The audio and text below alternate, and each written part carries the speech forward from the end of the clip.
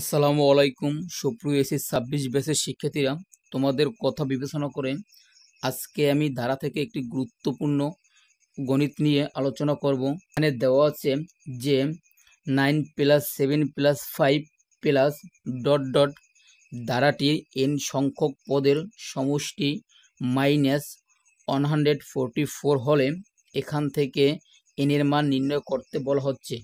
এই প্রশ্নটি অত্যন্ত গুরুত্বপূর্ণ।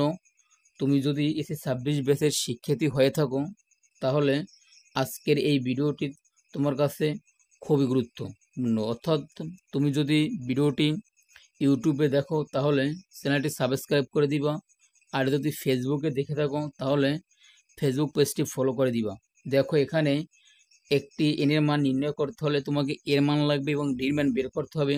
তাই এখানে দেওয়া আছে, আমরা লিখলাম এর মান যেহেতু প্রথম পদকে বোঝায় এ দ্বারা, তাই আমরা লিখে রাখলাম প্রথম পদ = 9।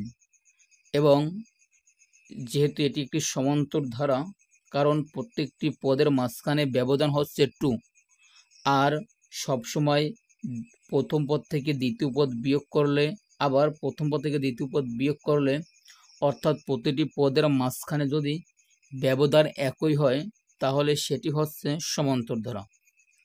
তাহলে আমরা প্রথম পদ বের করলাম = 9।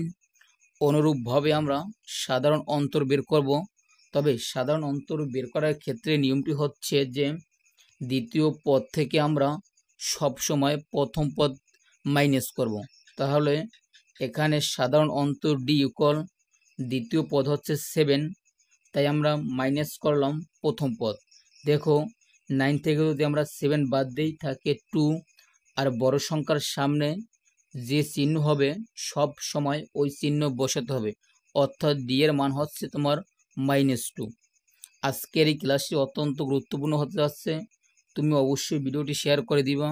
যদি ভালো লাগে, ইউটিউবে দেখে থাকো তাহলে চ্যানেলটি সাবস্ক্রাইব করে দিবা। দেখো, প্রথমে বলা হচ্ছে এখানে সমষ্টি দেওয়া ছিল 144। এখান থেকে আমরা n এর মান নির্ণয় করব।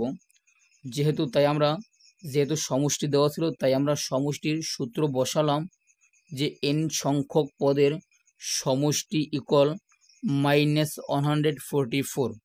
যেহেতু সমষ্টির কথা বলা হচ্ছে তাই আমরা সমষ্টি নির্ণয়ের সূত্র বসাবো n/2 * 2a plus n-1 * d যে সমষ্টি দেওয়া ছিল ওই সমষ্টি আমরা বসিয়ে দিলাম।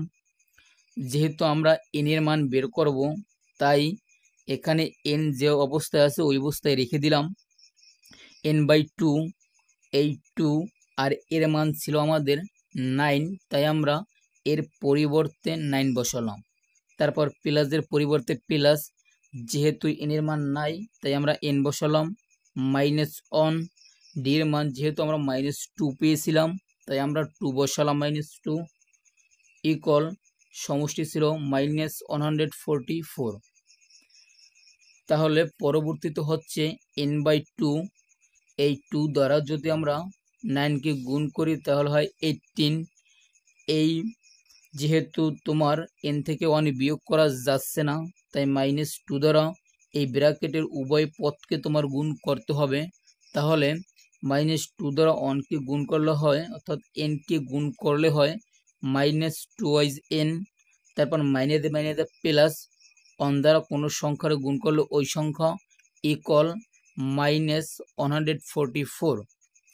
অনুরূপভাবে n/2 হচ্ছে যে -2n। দেখো, এখানে 18 + 2 এটা যোগ করলে হয় 20, -2n = 144, অর্থাৎ যে অবস্থায় ছিল ওই অবস্থায় থাকবে।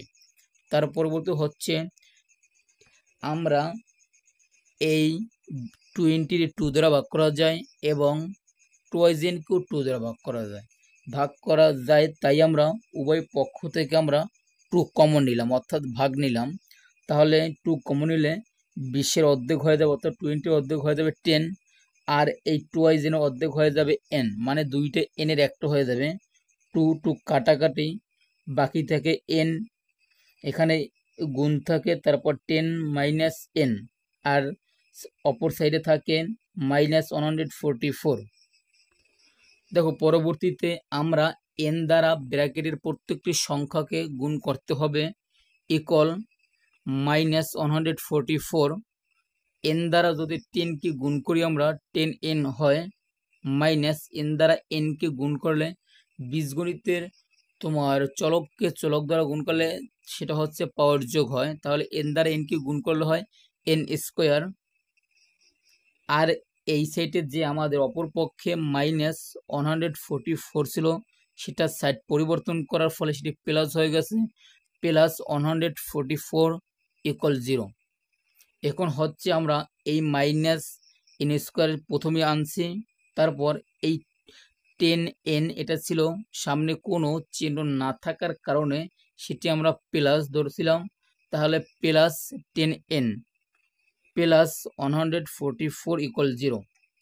দেখো আমরা যেহেতু n স্কোয়ারের সামনে মাইনাস আছে তাই আমরা প্রত্যেকটি পদ থেকে আমরা মাইনাস কমন নিলাম, মাইনাস কমন নেওয়ার ফলে প্লাসে মাইনাসে -10n প্লাসে মাইনাসে -144 = 0।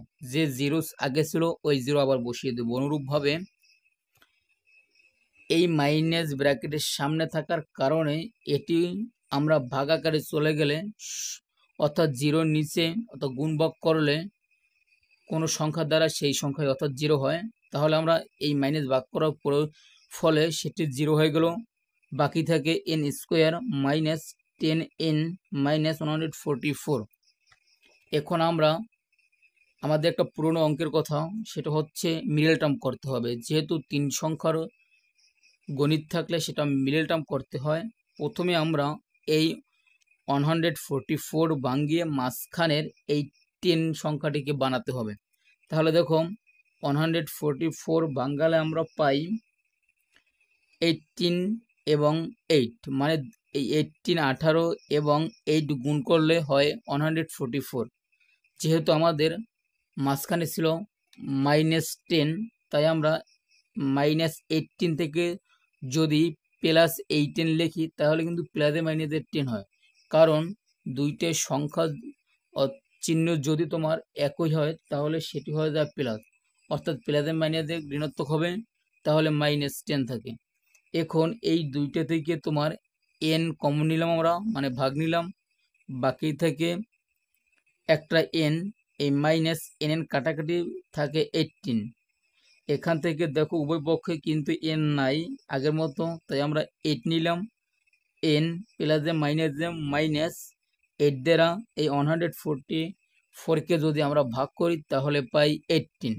তাহলে দেখো এই দুইটা মিলে আছে, তাই দুইটা পরিবর্তে আমরা লিখলাম একটা, আর বাহিরে যেগুলো আছে ওইগুলো লিখলাম। তাহলে এখন যেহেতু আবার দুইটা অংশ বের হচ্ছে, তাহলে আমাদের করতে হবে হয় অথবা প্রথম হয় দিয়ে প্রথম অংশ n -18 = 0, এখানে আমরা n রেখে দিলাম, এই -18 থাকার কারণে সেটি +18 হয়ে গেল। অনুরূপভাবে অথবা দিয়ে আমরা n +8 = 0, কারণ এই জিরোটা প্রত্যেকটি সংখ্যার লগে আছে, তাহলে n রেখে দিলাম আমরা। এই +88 এটা আমরা সাইড পরিবর্তন করার ফলে মাইনাস হয়ে গেল, তাহলে আমরা এই কেটে দিলাম, বিকজ কারণ হচ্ছে এখানে যে অর্থাৎ গাণিতিক সমাধানে কখনোই ঋণাত্মক মান গ্রহণযোগ্য নয়। তাহলে আমাদের 18তম মানে 18তম পদ হচ্ছে 144। তাহলে আমরা n এর মান নির্ণয় করে ফেললাম। সবাইকে ধন্যবাদ আজকের এই ভিডিওটি সম্পূর্ণ মনোযোগ সহকারে দেখার জন্য। তোমরা অনেক মনোযোগ সহকারে দেখছো, অ্যাটেনটিভ সহকারে দেখছো। যদি ভিডিওটি ভালো লাগে অবশ্যই সাবস্ক্রাইব করে দিবা এবং সবার মাঝে শেয়ার করে দিবা, যাতে তোমার পাশাপাশি অন্যদেরও কিছুটা হলেও উপকার হয়। Thank you so much. দেখা হবে পরবর্তী কোনো ভিডিওতে।